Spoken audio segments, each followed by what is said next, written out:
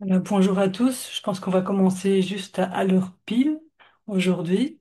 Un grand merci à tous ceux qui sont déjà connectés. On est déjà plus de 100 personnes. Bienvenue à cette série de webinaires sur la thématique du système trace de l'Union européenne. Cette première session est sur comment s'inscrire et utiliser le système trace pour le secteur vétérinaire et phytosanitaire. Donc, je m'appelle Marie-Hélène Questemont, je travaille pour le COLEAD. Je suis de l'unité des réglementations et des normes.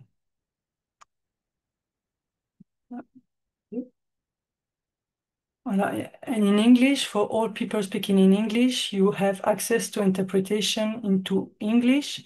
You have to click on the small globe and you have to select the English channel to get it into English.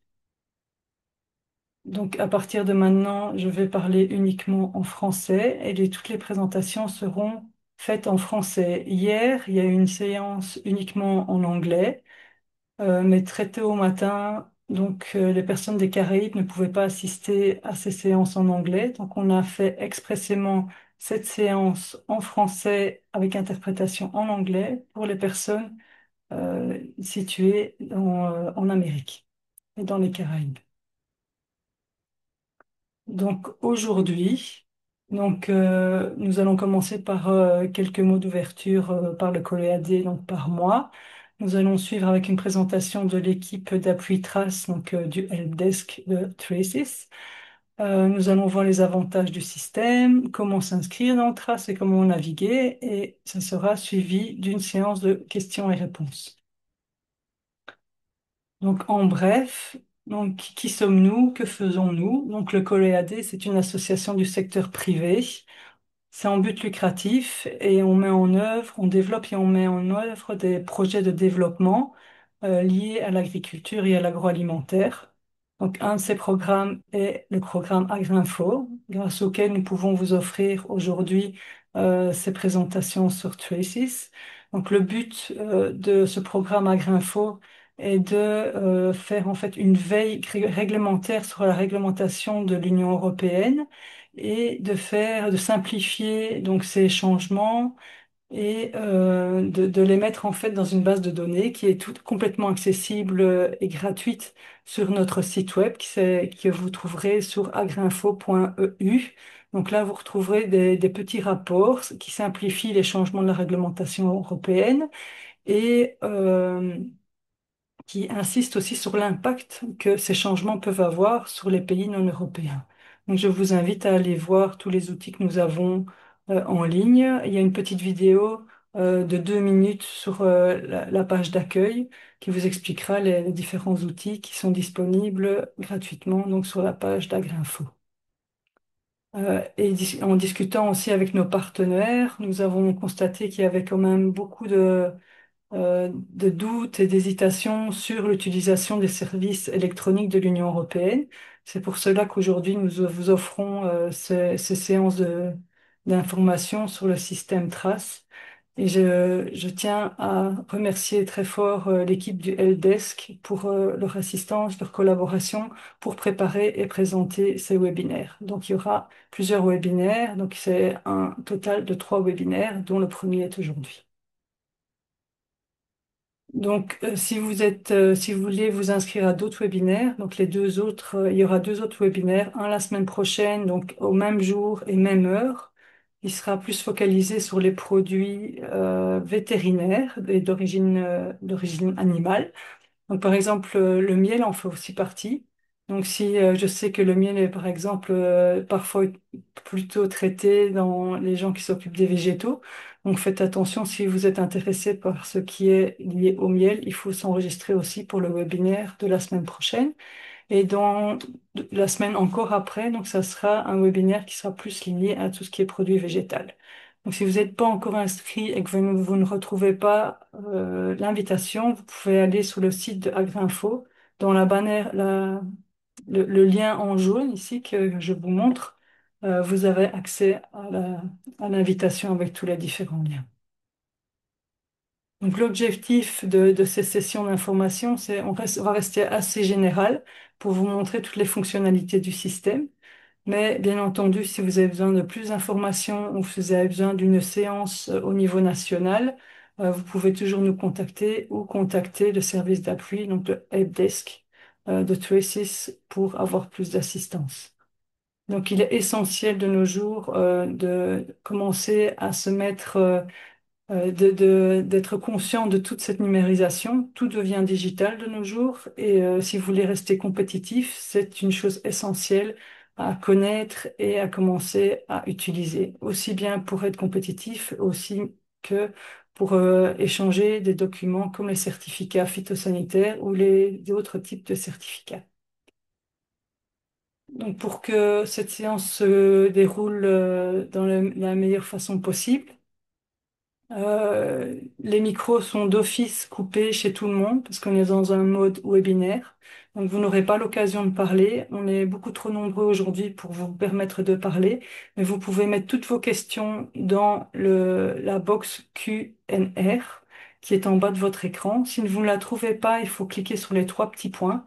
Donc toutes les questions techniques, s'il vous plaît, mettez-les dans cette boîte-là. Et les questions qui sont, ou les commentaires ou autres informations, vous pouvez les mettre dans le chat. Vous pouvez aussi vous présenter. Comme vous n'aurez pas beaucoup l'occasion d'échanger avec nous, on aimerait bien aussi de voir de quel pays vous venez et de quelle entreprise ou quelle autorité compétente. Après cette session, vous recevrez par email donc les présentations et également l'enregistrement de la session. Et également, si vous voulez le faire, vous pouvez mettre un petit feedback sur comment vous avez trouvé la session dans le chat avant la fermeture de la session. Voilà, un tout grand merci et encore merci donc au helpdesk de Traces d'être là aujourd'hui.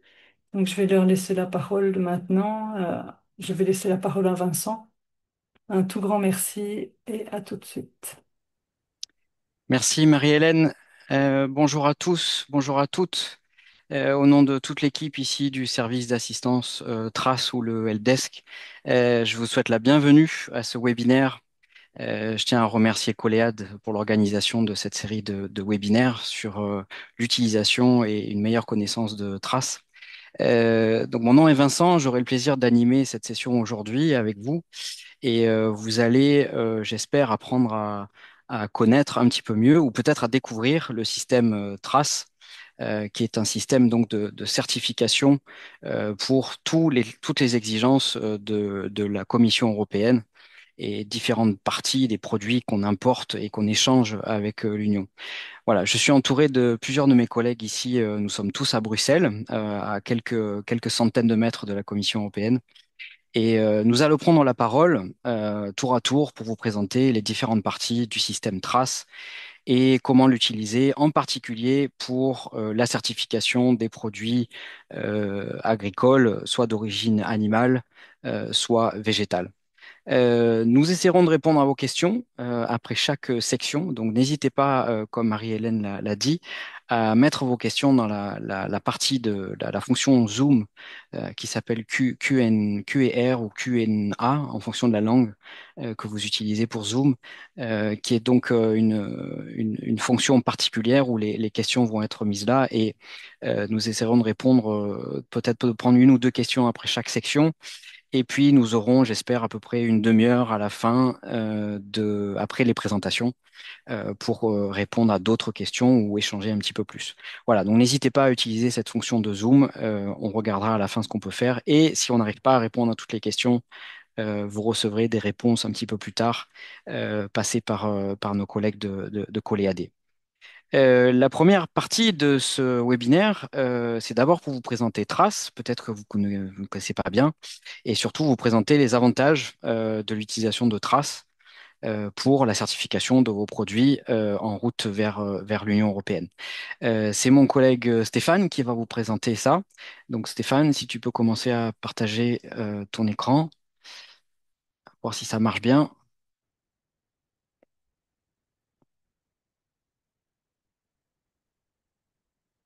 Voilà, c'est en train de venir. J'espère que tout le monde voit bien la présentation. Et Stéphane, c'est pour toi.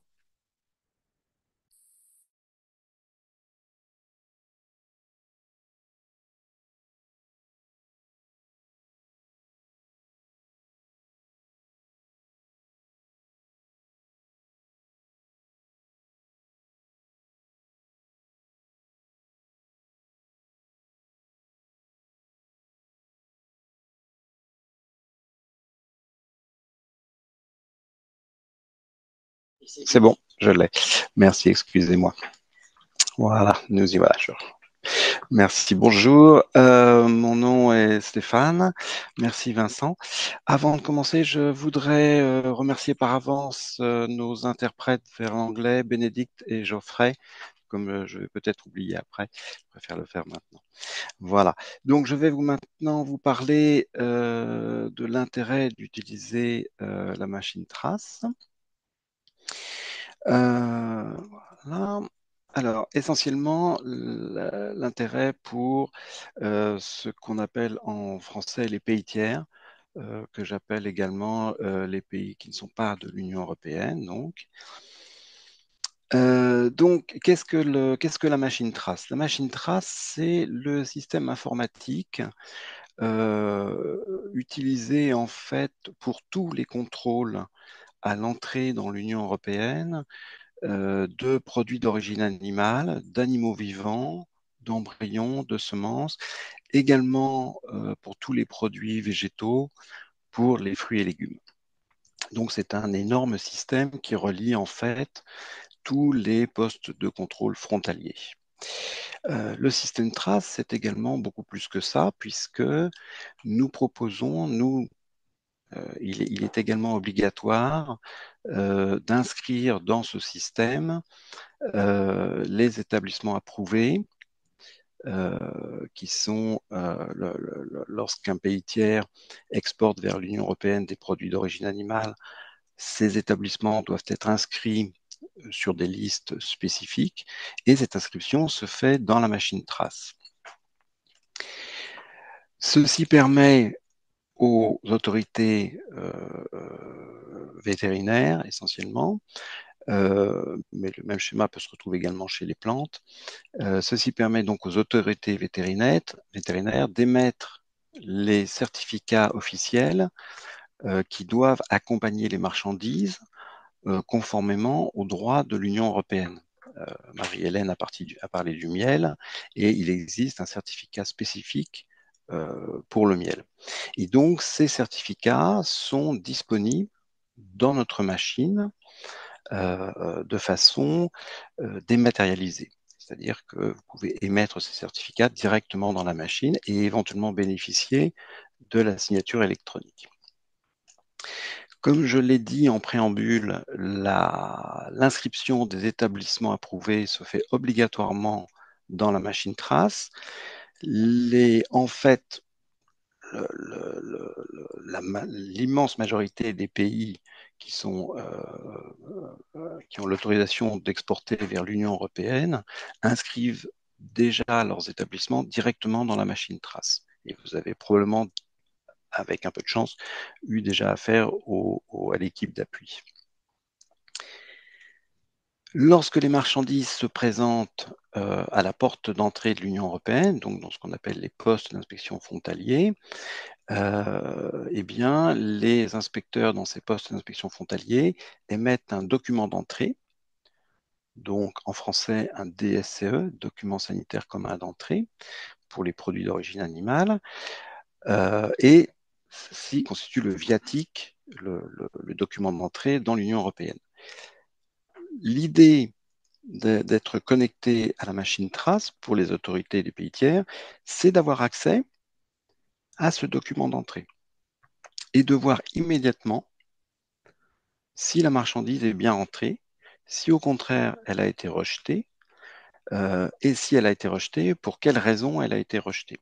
Et ce, sans avoir à attendre le retour euh, d'un éventuel exportateur qui viendrait vers vous en disant ma marchandise a été refusée à l'entrée de l'Union. Là, vous avez directement cette information. Donc, comment se passe la délivrance de certificats dématérialisés, certificats officiels? Eh bien, très simplement, les autorités sont connectées dans la machine trace. Éventuellement, et nous encourageons également cette pratique, les opérateurs, les exportateurs peuvent se connecter et émettre la partie 1 de ces certificats. Et ceci donne accès au modèle à jour des certificats conformément aux exigences réglementaires de l'Union européenne. Il n'y a aucun risque d'utiliser un modèle de certificat périmé ou défectueux. Vous avez nécessairement accès au certificat qui vient d'être publié. La façon de procéder est assez facile puisque nous utilisons la nomenclature douanière internationale. Donc, c'est assez simple. Hein, voilà. Le miel, donc c'est le 04090000. Voilà. Les fonctions ergonomiques, bah, ce sont les fonctions qu'on peut attendre d'un système informatique moderne. Donc, c'est en général assez simple. Et enfin, nous proposons, pour les pays qui en sont demandeurs, l'utilisation de la signature électronique, ce qui permet de dématérialiser totalement euh, le fonctionnement et de se passer complètement du papier, euh, ce qui est parfois extrêmement avantageux lorsque notamment les autorités des pays tiers doivent émettre un certificat de remplacement, puisque à ce moment-là, ce certificat de remplacement est immédiatement accessible.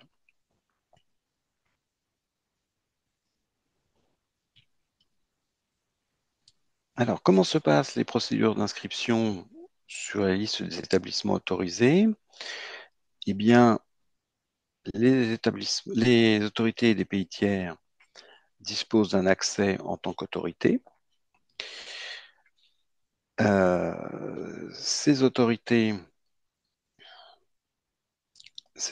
doivent donc en fait construire leur liste, établissement après établissement, sous les sections appropriées. Donc, si nous reprenons l'exemple du miel, c'est la section HON, comme honey en anglais. Cette liste est ensuite soumise à l'approbation par au service de la Commission européenne. C'est l'unité F4. Et nos collègues des pays tiers peuvent suivre en temps réel la progression de cette liste en statut nouveau, s'il y a éventuellement une demande d'informations supplémentaires de la Commission, et enfin lorsque la liste est publiée. Et ensuite, cette liste devient disponible publiquement, c'est-à-dire que où que vous soyez dans le monde, vous pouvez vérifier si tel établissement est bien agréé pour exporter dans l'Union européenne.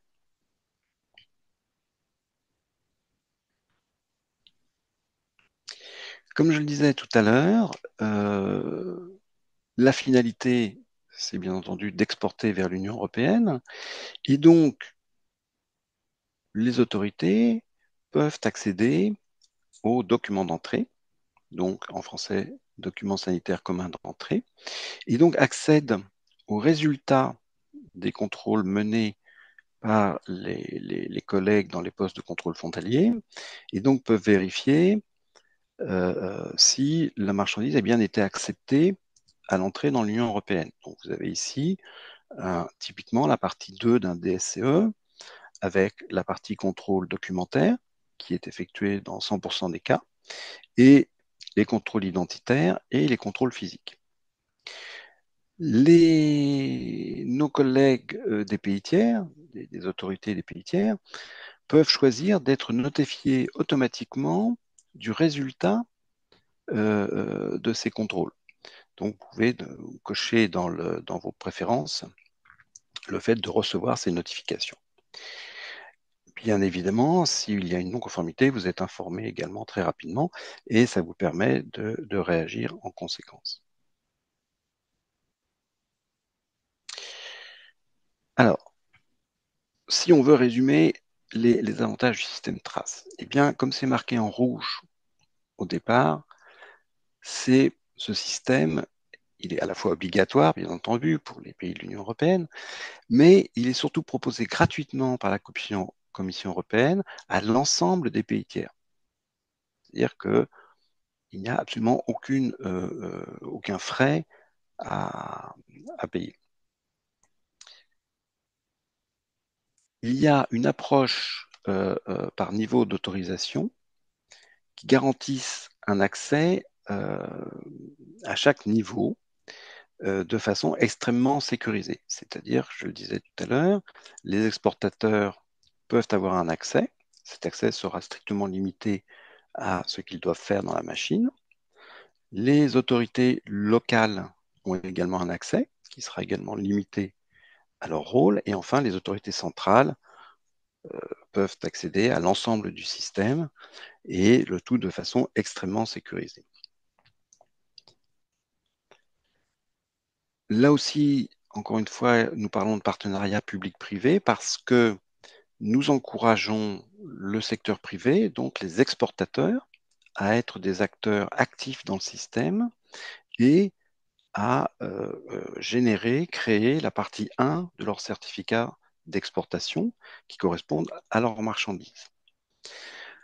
Ce qui permet ensuite aux autorités de se concentrer sur leur cœur de métier, c'est-à-dire la certification sanitaire. Donc, ils vont se concentrer sur la partie 2 du certificat sanitaire. Tout le système trace, en fait, enregistre des données, bien entendu.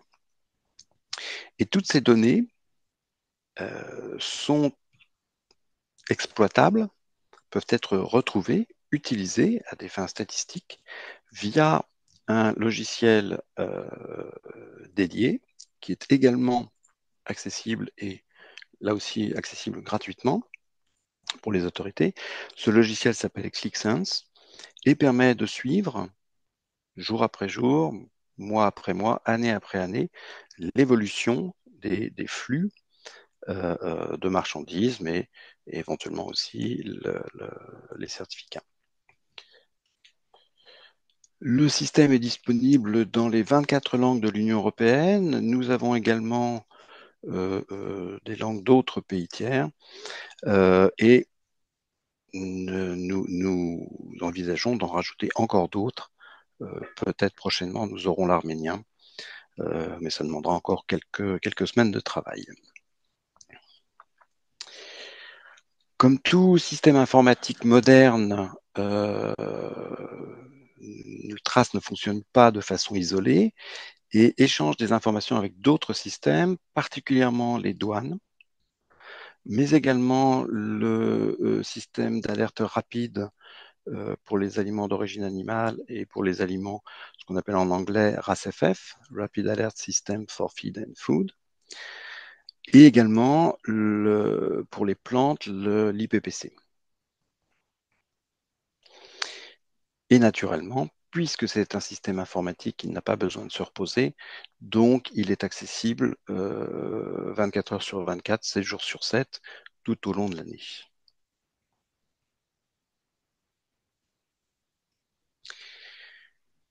Comment accéder au système trace? Eh bien, vous devez comme préalable créer votre accès EU Login. J'aimerais juste faire une toute petite pause là-dessus. L'accès EU Login, c'est très, très, très important. Vous devez en prendre grand soin, n'est-ce pas? Parce que c'est le portail d'accès électronique à toutes les applications informatiques de l'Union européenne. Donc, faites très, très attention à bien sauvegarder votre accès EU Login. Les droits d'accès à trace reposent sur un accès pyramidal, c'est-à-dire que chaque acteur de rang supérieur donne accès à un acteur de rang inférieur, c'est-à-dire qu'une autorité locale validera l'accès d'un opérateur, une autorité régionale validera l'accès d'un collègue travaillant pour une autorité locale, l'autorité centrale validera l'accès d'un collègue travaillant pour une autorité régionale, et enfin, la Commission européenne, représentée par le helpdesk, l'équipe d'appui, validera l'accès à nos collègues des autorités centrales. Donc, bien distinguer ce qui est d'un utilisateur et de son rôle. Si vous travaillez pour une autorité centrale, vous avez accès à une autorité centrale. Donc, en fonction de votre accès, vous aurez des rôles et des prérogatives différentes. Il est important d'expliquer à ce moment-là aussi que Cette structure, en fait, peut être parfaitement adaptée à la structure administrative réelle de chaque pays. Certains pays ne disposent pas de structure régionale, quand d'autres pays, au contraire, ne disposent pas d'autorités locales, mais n'ont que des structures régionales. Donc, on peut parfaitement moduler cette pyramide et également en fonction de la géographie. Hein, on va dire telle région correspondra à telle autorité régionale et telle autre région à telle autorité régionale.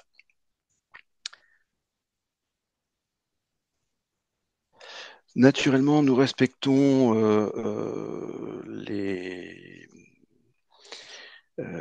nous respectons évidemment le règlement général sur les données et notamment les termes de confidentialité de façon extrêmement sécurisée.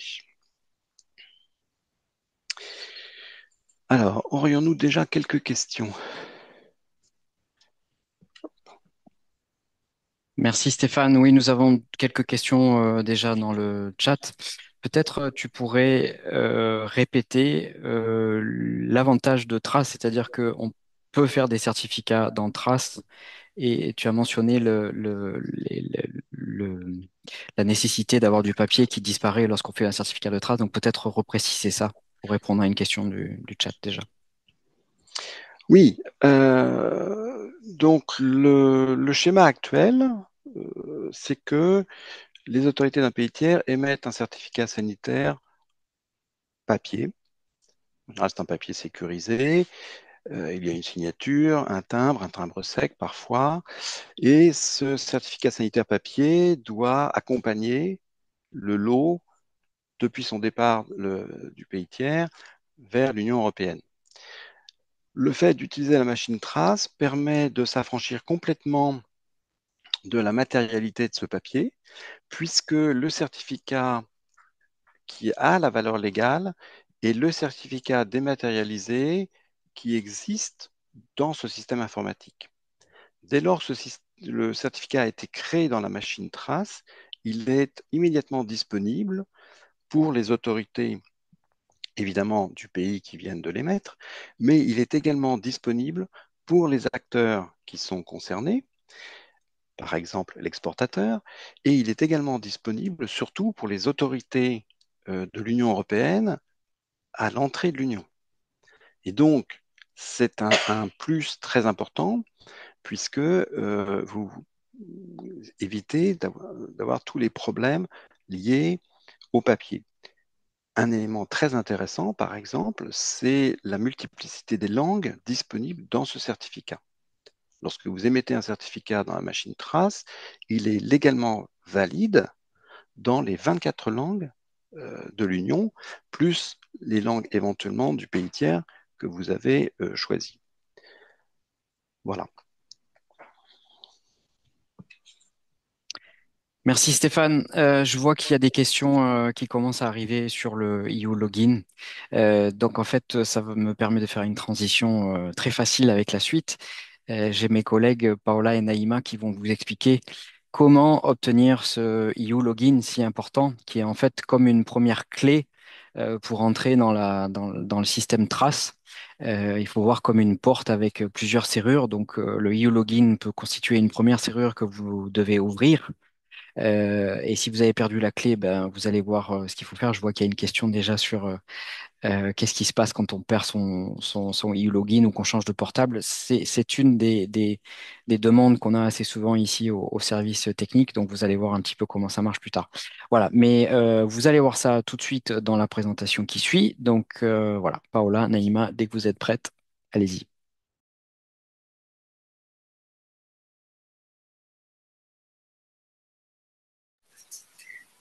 Bonjour à tous et à toutes. Je m'appelle Paola. Bonjour à tous et à toutes. Je m'appelle Paola. Je fais partie du Traces Help Desk. Je suis ici avec mes collègues. J'aimerais remercier à tous qui nous ont aidés à organiser ces webinaires. Et maintenant, avec ma collègue Naïma, on va expliquer un peu comment ça se passe pour s'enregistrer sur Traces. Alors, déjà, en fait, ici, on a les points qu'on va aborder. Donc, comment créer un compte e-login, comment, en fait, créer les deuxièmes facteurs d'authentification. Ensuite, quand on aura accès à Trace grâce au e-login, comment, en fait, on demande les rôles, comment on valide les rôles et comment, en fait, on valide la demande d'administrateur. Ensuite, après avoir fait toutes ces démarches-là, normalement, l'enregistrement est réussi et vous êtes les bienvenus à Trace. On va également ouvrir en fait une séance pour les questions et réponses. Donc, ne soyez pas timide. Si vous avez des questions, n'hésitez pas à nous les poser. Ici sur l'écran, vous pouvez voir un QR code. Donc, si vous les scannez avec votre portable, normalement, vous allez tomber sur les sites e-login. Une autre façon, en fait, d'y tomber sur les sites e-login, c'est en fait quand vous accédez à les sites Trace. Donc, vous avez dans les petits carrés à droite, vous avez un link How to create an e-login account, comment créer un compte e-login. Donc, vous pouvez cliquer dessus et vous allez être redirigé vers la page e-login. Donc, comme mon collègue Stéphane, il a très bien dit, il faut bien comprendre qu'il est e-login, c'est une étape obligatoire pour accéder à Trace. Donc, ici, dans cette première partie, on va vous expliquer comment créer le login. Donc, vous allez sur le site e-login. Normalement, vous allez avoir les deuxièmes écrans et créer un compte. Et il faut en fait remplir avec les informations, c'est-à-dire les prénoms, les noms et également, en fait, il faut mettre votre adresse mail. Ici aussi, en fait, vous voyez tout en haut de la page un menu où vous pouvez sélectionner la langue de votre préférence. Donc, vous sélectionnez la langue à laquelle vous êtes la plus confortable en travaillant. Encore une fois, en fait, les e-logins, c'est une condition préalable à l'accès à plusieurs plateformes des institutions de la Commission européenne. Donc, une fois en fait que vous avez créé votre compte, vous allez recevoir dans votre boîte mail un mail avec un lien. Donc, normalement, ce mail, il peut prendre jusqu'à 20 minutes pour arriver dans votre boîte mail. Et les liens, ils durent jusqu'à 24 heures. Si vous ne trouvez pas cette mail dans votre boîte mail, on vous encourage vivement à consulter les spams parce que parfois, il va tomber directement sur les spams. Donc, une fois que vous avez reçu le mail, vous allez cliquer sur les liens pour configurer, pour créer en fait votre mot de passe. Donc, en fait, si vous voyez ici sur les quatrièmes steps, tout en bas, vous avez les conditions qu'il faut remplir pour créer votre mot de passe. Donc, c'est un mot de passe alphanumérique et vous devez mettre des caractères spéciaux. Une fois que vous avez fait ça, vous avez créé ce qu'on appelle les premiers facteurs d'authentification. Donc, une fois que vous avez créé votre mot de passe, votre premier facteur d'authentification, vous avez créé votre compte e-login et vous êtes connecté à une séance e-login.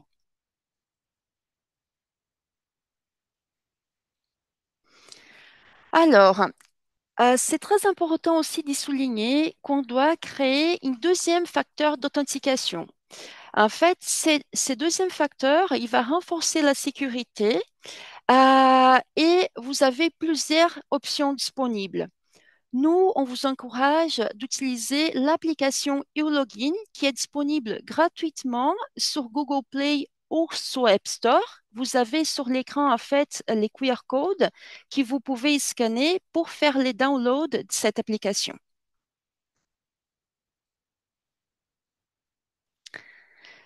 Donc, comme je vous ai mentionné, on a également d'autres méthodes pour créer les deuxièmes facteurs d'authentification, par exemple les modules des plateformes fiables. Mais encore une fois, on vous encourage à utiliser e-login et on va vous dire pourquoi dans les prochains slides. Ici aussi, dans cette slide, vous avez des liens qui vont vous expliquer un peu plus sur chaque méthode à pour chaque méthode et n'hésitez pas à consulter notre documentation. Voilà, donc ici, en fait, les avantages d'utiliser l'application eLogin. Déjà, c'est une application que vous pouvez utiliser sur votre portable ou sur une tablette. Vous pouvez l'utiliser hors ligne. Vous avez en fait un guide très complet pour les utilisateurs. Vous avez les liens sur l'écran, vous pouvez les consulter. Et également, vous avez en fait une équipe du support dédié eLogin qui vous pouvez en fait contacter en utilisant les mails que vous voyez sur l'écran. Alors, une fois que vous avez créé votre compte eLogin, il va falloir lier votre application eLogin à cet compte. Donc, on va vous expliquer comment faire ça. Donc, vous vous rappelez que vous vous avez authentifié, vous êtes connecté à eLogin. Ensuite, il faut aller sur la rubrique Mon compte. Vous allez voir les deuxièmes écrans, Mon compte, et il faudra choisir gérer, pardon, mes appareils mobiles. Voilà. En faisant ça, vous allez ouvrir cette autre fenêtre où vous pouvez rajouter un appareil mobile. Cette façon, vous allez lier votre compte eLogin à votre application eLogin sur votre portable. Donc, une fois que vous avez ouvert cette fenêtre, il va falloir donner un nom à votre appareil portable. Vous pouvez être créatif et choisir les noms de votre choix. Ensuite, il faut choisir un code PIN avec 4 chiffres. Il faut réintroduire encore une fois tout en bas les codes PIN et confirmer. Donc, une fois que vous avez choisi les codes PIN, vous allez prendre votre portable, ouvrir l'application eLogin. Vous allez, avec l'application eLogin, scanner les codes que vous voyez sur l'écran de votre laptop. Et ensuite, sur les portables, vous mettez les codes PIN que vous avez configurés, donc les 4 chiffres. Une fois que vous avez fait ça, normalement, vous avez lié l'application eLogin à votre compte eLogin. C'est important, en fait, d'y souligner qu'on fait ça seulement une fois. Je vais passer le micro à ma collègue Naïma qui va vous expliquer la suite. Merci beaucoup pour votre attention.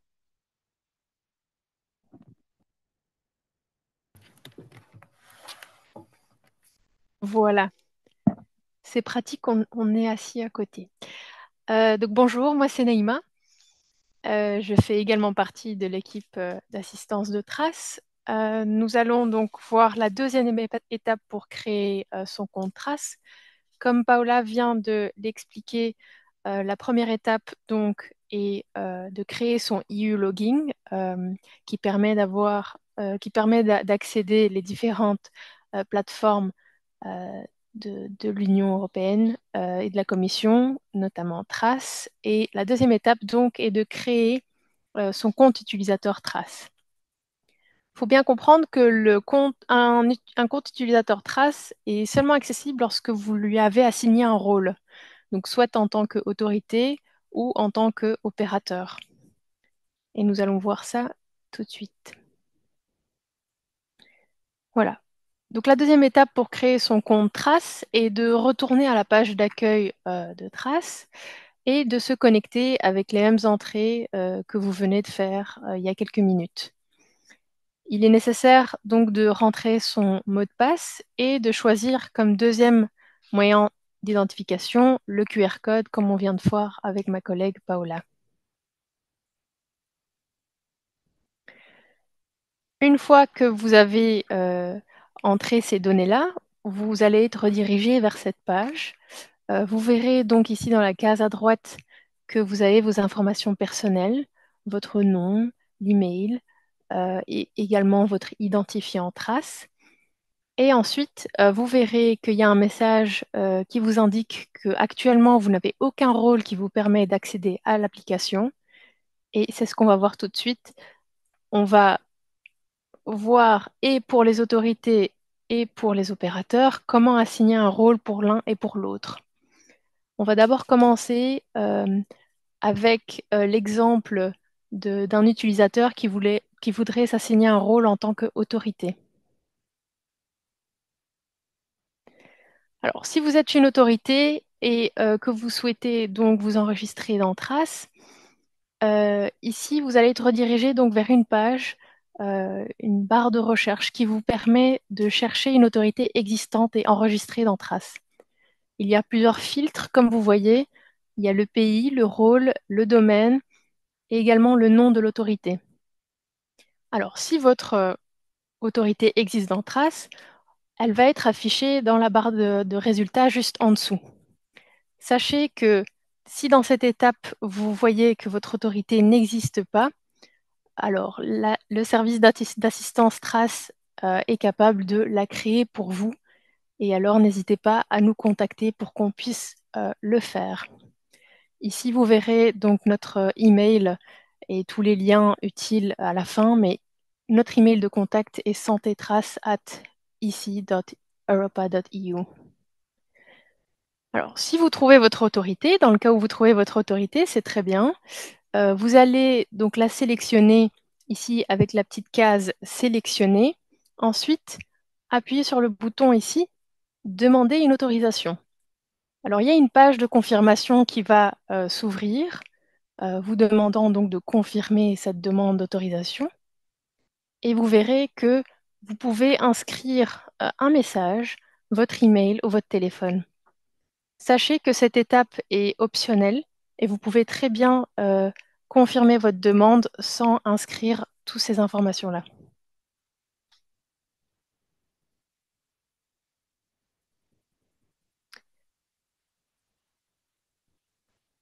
Voilà.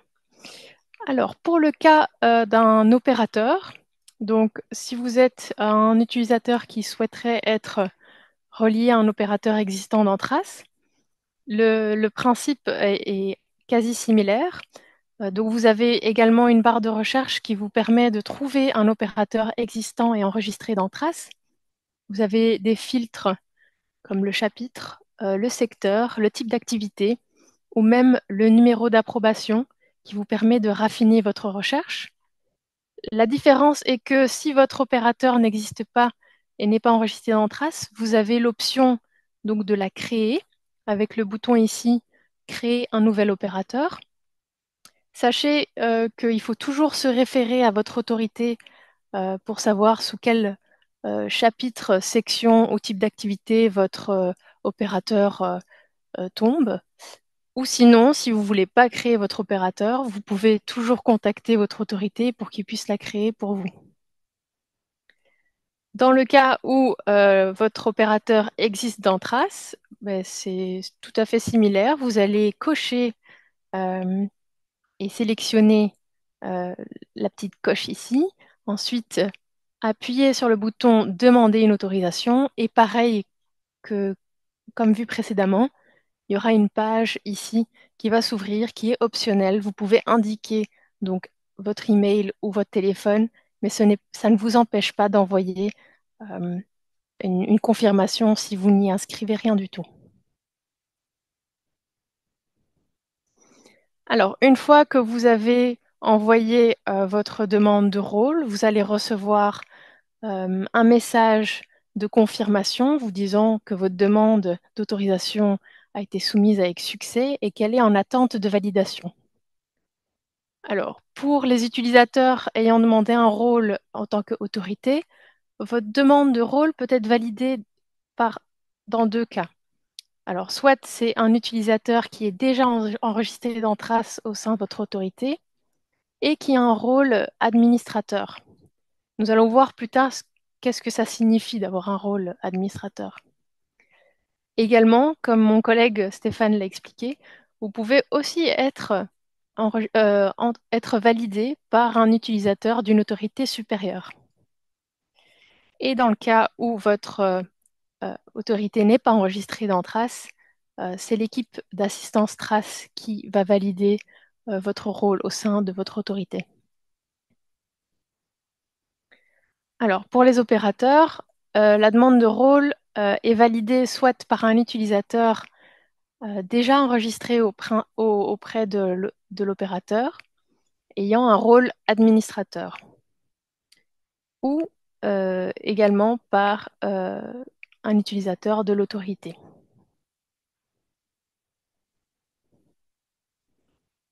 Alors ici, on va voir ensemble comment valider ces rôles.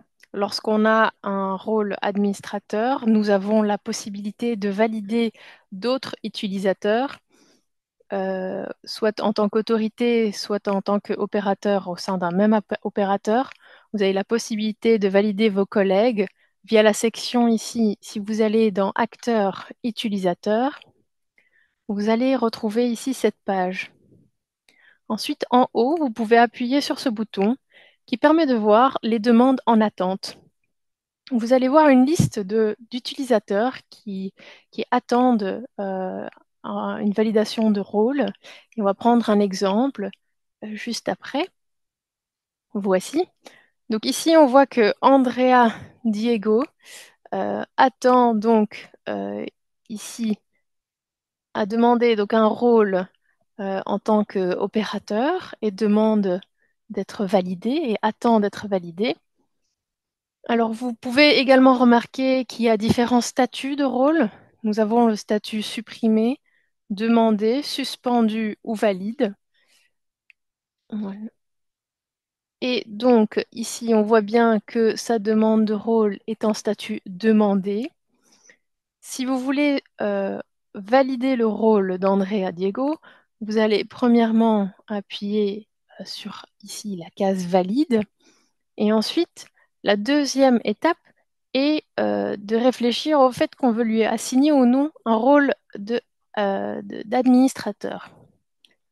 Alors, le rôle d'administrateur permet de gérer les utilisateurs au sein de son opérateur. Ici, si on lui assigne le rôle, il pourra soit suspendre, soit valider d'autres collègues dans cet opérateur. Ça ne lui permet pas de valider des utilisateurs d'un autre opérateur. Donc ici, quand vous avez décidé, voilà, tout ça dépend de votre organisation personnelle et organisation interne. Quand vous avez décidé de lui assigner ce rôle d'administrateur ou non, vous donc n'oubliez pas d'enregistrer les modifications, sinon vous ne lui aurez pas validé son rôle.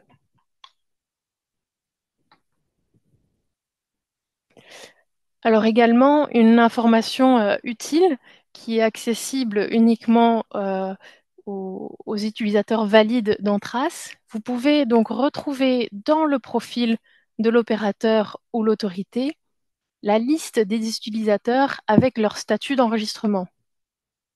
Donc si vous allez dans la section acteur, opérateur ou autorité, dans les informations, par exemple, de l'autorité, vous trouverez plus bas une section utilisateurs que vous pouvez ouvrir et vous verrez donc tous les utilisateurs qui sont liés à cette autorité-là. Ici, on en voit trois. Le premier, je pense qu'il est en statut demandé. Je n'arrive pas à voir sur mon écran. Ensuite, vous voyez un valide et le dernier suspendu. Celui qui détient le rôle d'administrateur est celui qui a cette icône de trois bonhommes que vous voyez ici en statut valide. Voilà, donc une fois que votre rôle a été validé, on vous conseille donc de vous déconnecter puis de vous reconnecter et vous pouvez tout à fait bénéficier des avantages de Trace.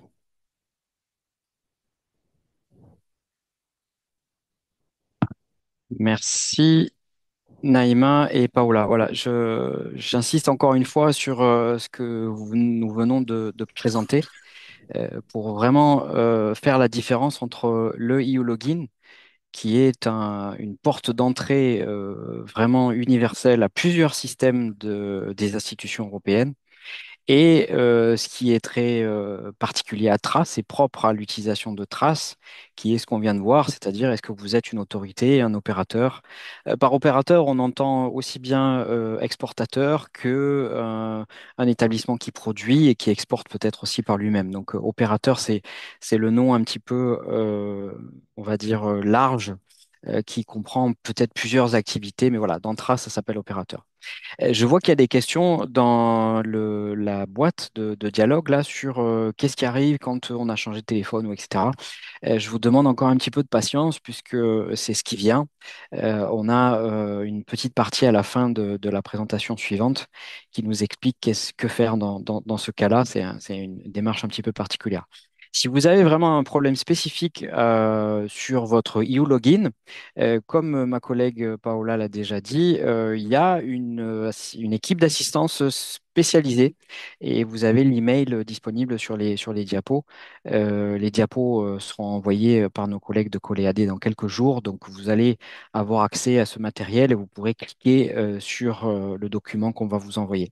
Donc n'hésitez pas à contacter nos collègues de EOLogin ou si vous avez une question plus liée à Trace, c'est-à-dire l'accès à Trace pour un opérateur ou pour une autorité, vous pouvez nous contacter ici. C'est notre équipe qui s'en chargera.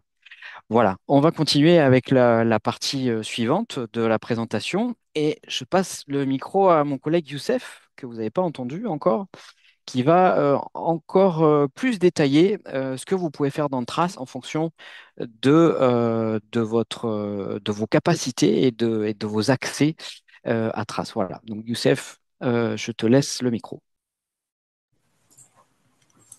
Merci beaucoup Vincent. Bonjour à tous. Donc, mon nom est Youssef et je vais prendre la main sur cette présentation pour voir avec vous comment naviguer dans Trace. Dans cette section, nous allons tirer profit des différents concepts que mes collègues vous ont présentés jusqu'ici et les articuler en expliquant l'organisation de Trace par rapport à ces concepts-là. Donc, ce que nous allons voir dans la suite, c'est que Trace est un système fondé sur les rôles, que les fonctionnalités sont accessibles spécifiquement aux autorités et aux opérateurs. Nous allons voir avec vous la notion de bouton panique. Je pense qu'elle va intéresser certains vu les questions posées dans la boîte questions et réponses. Nous vous rappellerons les dates de nos prochains webinaires et vous partagerons les différents liens pour contacter notre assistance. Et nous finirons par une section d'échange pour répondre à vos questions. Alors, Trace est un système fondé sur les rôles. Alors, qu'est-ce que ça veut dire? Ben, ça veut dire que Trace a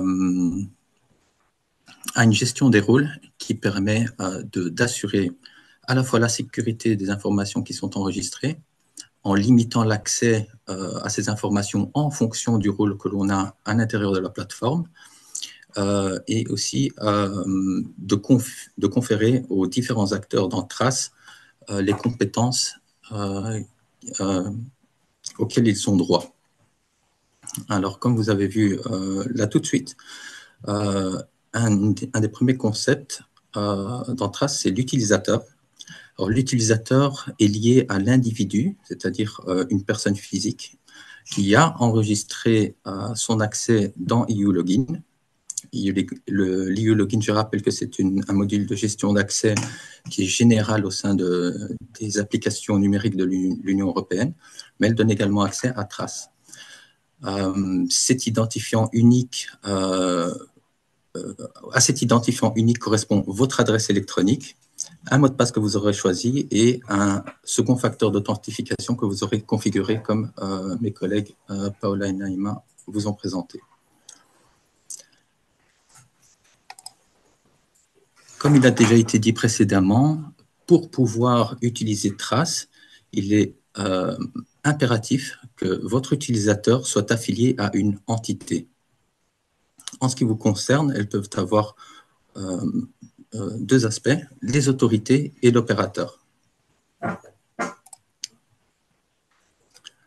L'autorité est un acteur qui correspond à une institution gouvernementale de sécurité des aliments ou de sécurité phytosanitaire de votre pays. Au sein de Trace, vous aurez la possibilité de rechercher des autorités existantes. En ce qui concerne les autorités, comme l'a dit ma collègue Naïma, c'est la prérogative de la Commission de les créer au sein du système Trace. Donc, on demande à chaque pays qui commence à utiliser Trace de nous fournir ces informations-là pour mettre en place la structure des autorités de votre pays. Les opérateurs donc, sont des acteurs qui correspondent aux entreprises, aux exportateurs, aux producteurs dans les pays importateurs dans l'Union européenne. De nouveau, dans Trace, vous avez la possibilité de rechercher des opérateurs existants et de les gérer, de les créer. Nous verrons ça un peu plus tard. Donc, il est très important de comprendre cet aspect-là pour pouvoir naviguer, utiliser les fonctionnalités de Trace. Il est impératif que l'utilisateur soit affilié à une de ces deux entités.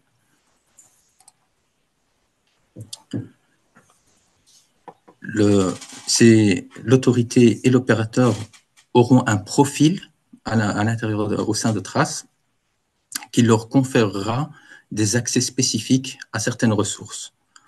Alors, en ce qui concerne les autorités, elles auront un rôle qui s'inscrira dans la hiérarchie que vous avez vue précédemment, qu'on verra un peu plus tard de nouveau, qui sont l'autorité compétente centrale, qui est au sommet de la hiérarchie, les autorités compétentes régionales et les autorités compétentes locales.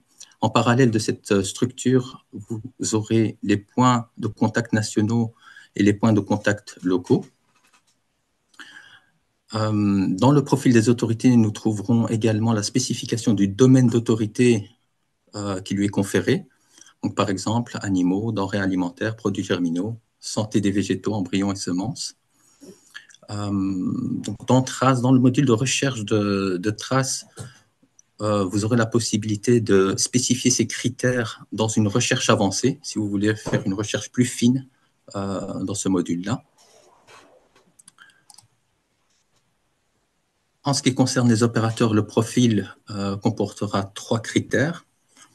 Le chapitre qui définira de manière analogue au domaine d'autorité que nous venons de voir, si l'opérateur s'inscrit dans le chapitre des animaux, des denrées alimentaires, produits germinaux, santé des végétaux, embryons et semences. Une spécification plus particulière qu'est la section. Est-ce qu'on parlera de produits de la pêche ou autres établissements? Et au sein d'un chapitre et d'une section, l'opérateur se verra conférer un type d'activité. Donc, l'opérateur pourra être un établissement agréé pour l'exportation. Ça pourrait être un bateau congélateur, etc. De nouveau, ces critères, lorsqu'on recherche un opérateur dans Trace, on peut effectuer une recherche avancée et affiner la recherche sur base de ces différents critères. Comme je l'ai dit, le profil est véritablement ce qui confère à l'entité, que ce soit l'autorité ou l'opérateur, les accès aux ressources de Trace. Avant d'aller plus loin, les différents profils feront l'objet d'une validation à l'intérieur de Trace, que ce soit pour les autorités, donc là ce sera au niveau de la Commission européenne ou au niveau d'un administrateur, donc un collègue au sein d'une autorité qui aura les droits d'administrateur de valider. Et pour les opérateurs, également un opérateur qui est défini comme établissement d'origine d'un produit importé au sein de l'Union européenne doit être validé.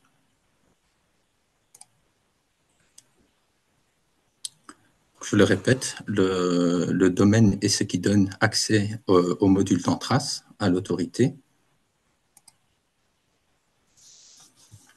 et le caractère valide d'un opérateur, de l'activité d'un opérateur, est ce qui lui permet d'être autorisé à exporter.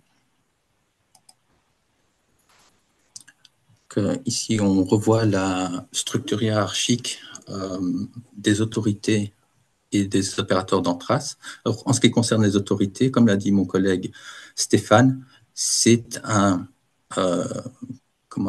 une option. Vous pouvez tirer parti de cette hiérarchie pour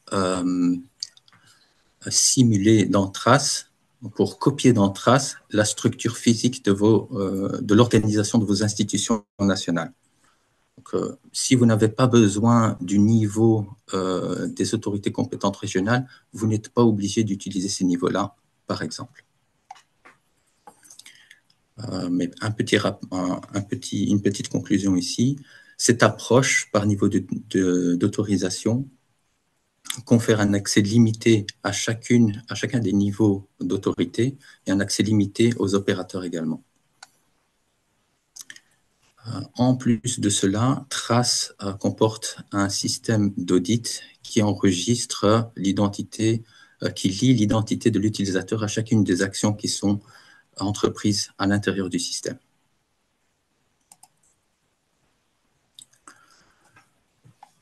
Alors, les autorités et les opérateurs ont différents accès aux ressources dans Trace. Les autorités auront spécifiquement accès aux demandes d'inscription sur la liste des établissements autorisés à exporter certaines marchandises vers l'UE. Ils auront également l'accès exclusif aux informations statistiques via le module ClickSense. Et les autorités partageront avec les opérateurs la possibilité de délivrer des certificats sans support papier, donc des certificats digitaux, et partageront avec les opérateurs aussi l'accès aux résultats des contrôles officiels dans les documents d'entrée dans l'UE. Pour être plus spécifique, ces accès, les ressources auxquelles auront accès ces deux entités sont les listes d'établissements autorisés à exporter vers l'UE et ClickSense pour les autorités. C'est un accès exclusif.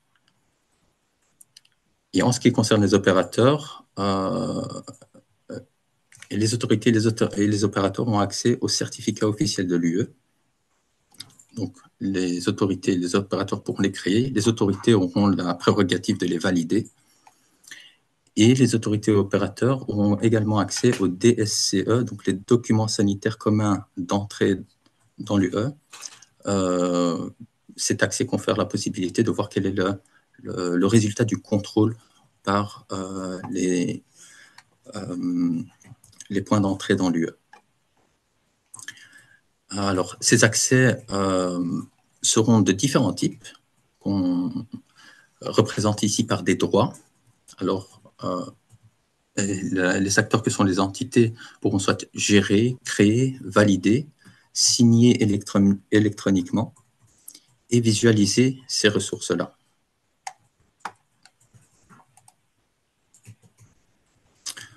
Donc, à présent, nous allons voir plus en détail les fonctionnalités accessibles, ce que ces droits autorisent les entités à faire dans Trace.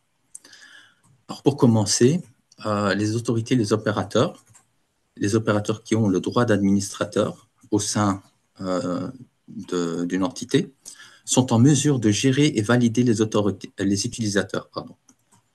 Donc, cet aspect a été décrit par ma collègue Naïma précédemment. Mais donc, petit rappel, sur cette fenêtre où on peut rechercher des utilisateurs, vous avez la possibilité de rechercher les demandes en cours, les demandes en attente,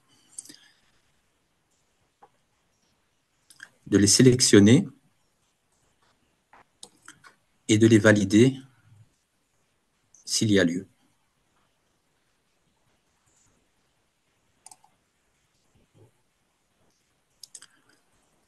Un droit qui est spécifique aux autorités, c'est celui de gérer la liste des établissements autorisés à exporter vers l'Union européenne. Elle est accessible via le menu exclusivement pour les autorités et se présente comme ceci. Un tableau listant les différentes listes. Un tableau dans lequel une colonne statut permet de visualiser directement le statut de la liste.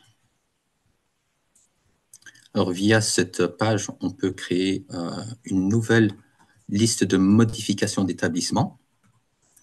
Une fois qu'un établissement est enregistré sur une liste d'établissements approuvés, toute modification de cet établissement doit passer par une liste de modifications d'établissements.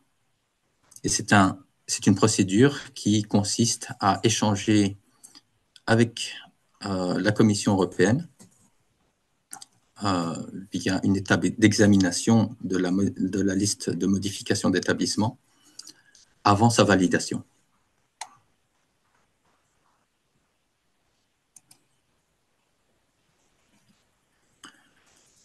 Concernant les certificats officiels de l'UE, ceux-ci peuvent être créés à la fois par les autorités et les opérateurs.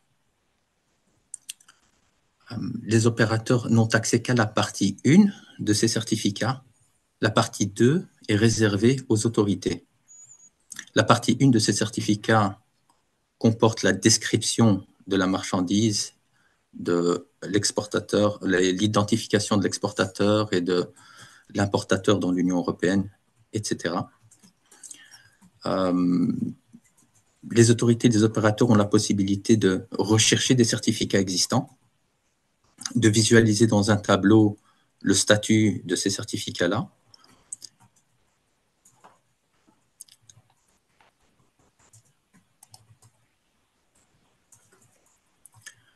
une prérogative des autorités est d'accéder à la partie 2 du certificat, la partie de certification, afin de valider, signer les certificats officiels.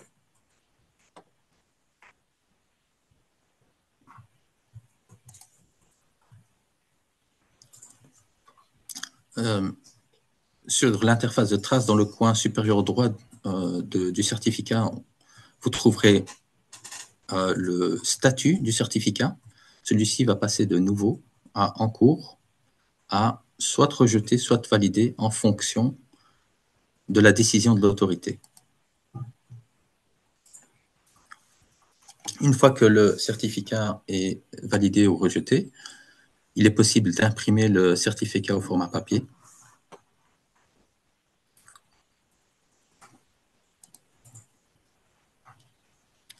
L'autorité a aussi la possibilité d'utiliser la fonction de signature digitale. Lorsque le certificat est signé de cette manière-là, est signé électroniquement, il n'a pas besoin d'être imprimé.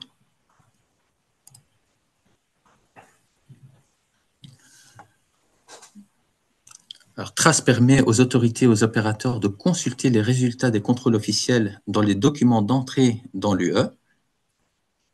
C'est une fonction extrêmement pratique. Dès lors qu'un opérateur est mentionné dans un document d'entrée, il aura accès à ce document d'entrée, l'autorité également, et tous deux pourront consulter la partie 2 du document d'entrée afin de découvrir la décision et la raison du rejet éventuel.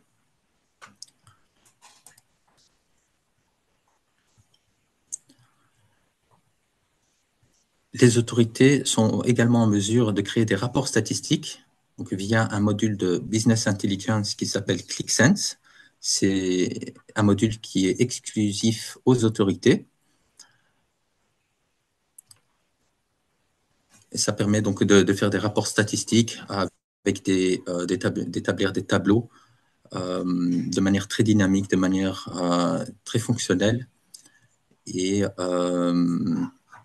voilà, de permettre d'analyser, de faire des bilans annuels, mensuels, peu importe, ça c'est à vous de voir. Voilà maintenant pour les fonctionnalités. Je passe le relais maintenant à mon collègue Laurent pour la suite de la présentation. Bonjour, bonjour à tous. Mon nom est Laurent et je travaille aussi pour le helpdesk de Trace. Et je vais vous parler d'une option qu'on peut sélectionner justement quand on a perdu le téléphone sur lequel l'application EU Login a été installée, si le téléphone est cassé, si on a perdu le lien avec l'application EU Login, ou si on rencontre un message d'erreur soit sur le PC ou son application. J'ai vu que dans les questions, il y avait beaucoup de personnes qui se demandaient justement comment faire quand on a perdu le téléphone. On a perdu le téléphone qui... Ah. Est-ce qu'on m'entend bien? Non, il y a un grésillement. Bonjour Laurent, excuse-moi, mais oui, il y a un Oui. grésillement très fort dans le micro, qui est un Ah. peu gênant. Je vais changer de... Oui.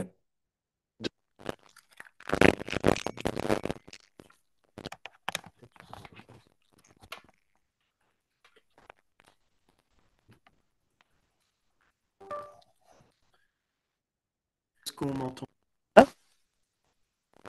Parlez encore un peu plus pour voir.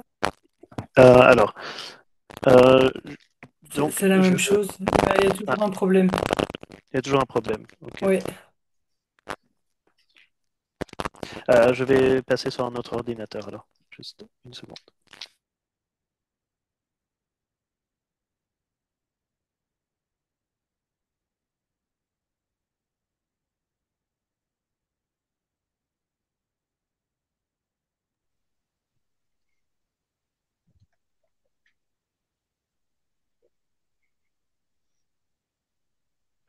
Excusez-nous pour ce petit problème technique. Il faut juste une petite minute de patience et nous allons reprendre avec ce panic button qui est très important pour tout le monde. Est-ce qu'on m'entend mieux comme ça? Oui, c'est parfait comme ça. Oui, ok, Merci. parfait. Alors justement, je disais que j'ai vu dans les commentaires et les questions qu'il y avait beaucoup de personnes qui se demandaient comment faire quand ils ont perdu le téléphone ou si le téléphone ne fonctionne plus sur lequel l'application EU Login a été installée. Et justement, EU Login, sur la page de son compte, on peut trouver une option pour réinitialiser toutes les méthodes de double authentification. Et donc, cette méthode-là, c'est le panic button qui est, qui est, qui est assez chouette pour pouvoir réinitialiser soi-même sa connexion justement à uLogin. Et donc, pour accéder à cette fonctionnalité, il faut se connecter sur le compte uLogin et donc pas sur son compte Trace. Donc, il faut naviguer vers son compte uLogin et choisir comme méthode d'authentification le mot de passe pour accéder justement à la page Mon compte. Et donc, une fois qu'on est sur la page Mon compte, on va voir beaucoup de petites options. Et il faudra cliquer sur l'option Stop, supprimer tous mes appareils mobiles et carte d'identité électronique. Et entre guillemets, il y a écrit panique, donc qui fait référence du coup au panic button. Une fois qu'on a cliqué sur ce bouton, ça va réinitialiser toutes les autres méthodes d'authentification qu'on a au préalable configurées sur son compte EU Login, ce qui fait que si maintenant on a lié un autre appareil mobile, une tablette, un autre téléphone, il faudra le reconfigurer à ce moment-là après avoir cliqué sur ce bouton.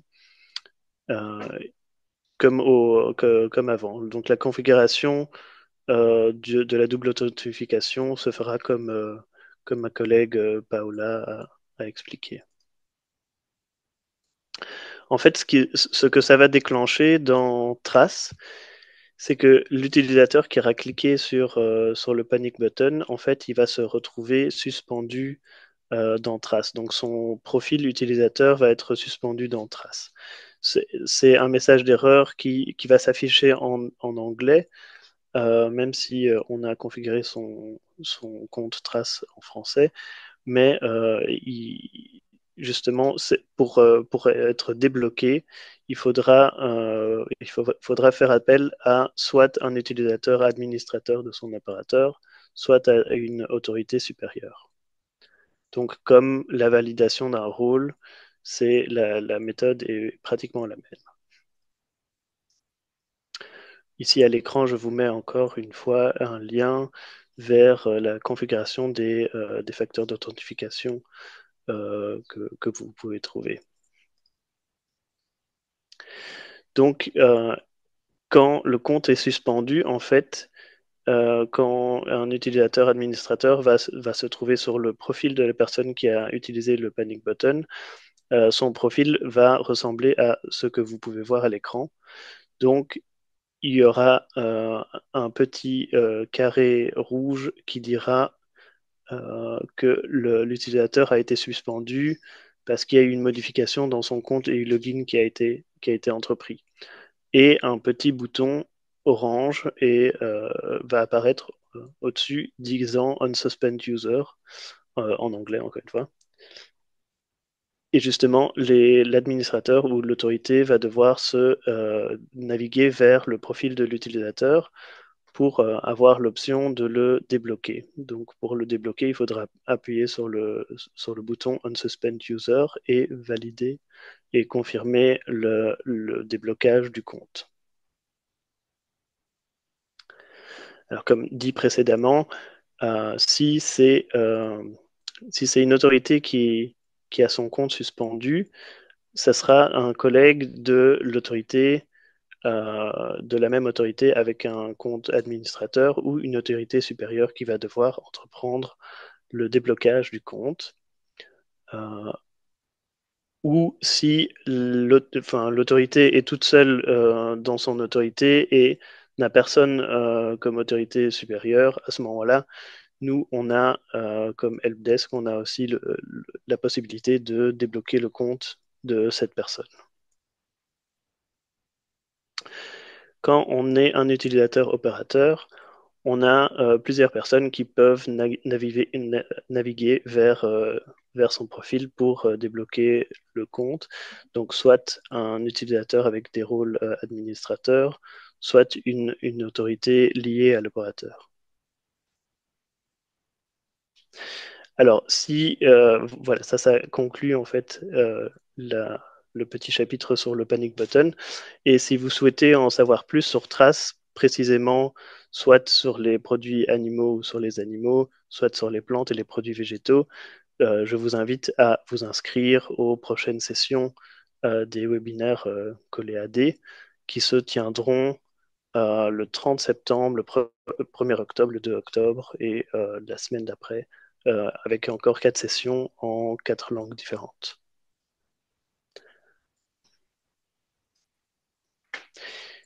Et nous sommes donc aux questions-réponses. On va essayer de répondre à vos questions.